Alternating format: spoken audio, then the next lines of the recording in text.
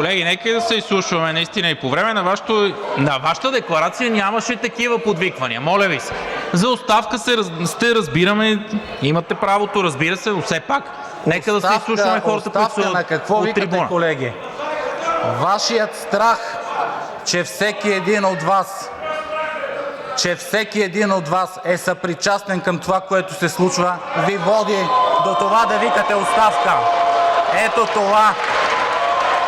Моля? Госпожо Атанасова, седнете си, моля ви, на мястото. Оставиме да се изкаже. Господин Биков, това, което моля се ви. случва. С това, Колеги. което се случва. Чакай. Колеги, върнете се на място. Чакай. Колеги, С това, което се случва. колеги, Ето това. седнете си по местата. Господин Ченчев, моля ви, приберете групата. Госпожо Атанасова. Това, което се случва. Ето това в момента. Ето това, което правите. Ето това, което правите в момента. Ето това, което правите. Изчакайте малко. Кой вика оставка? Господин Аз не Свиленски. викам оставка. Кой вика оставка? Какви глупости съм? Аз не съм почнал. Каква глупост съм казал? Каква глупост съм? Колега, Каква? вече не си колега. Приключихме си. Не ме плюй само.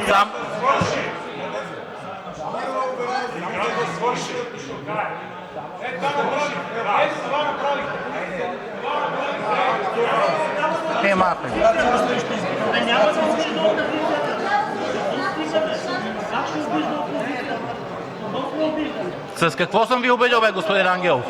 С какво съм ви обидил?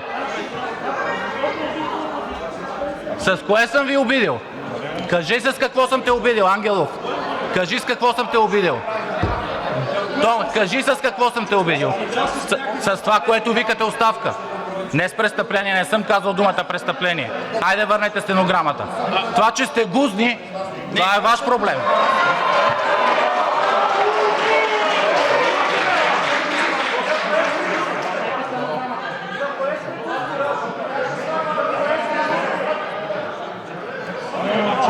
Не ме плаши, само не ме плашете.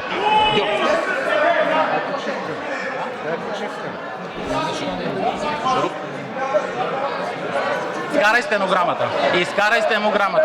Не от Джанаджа. Изкарай стенограмата. Големата жена.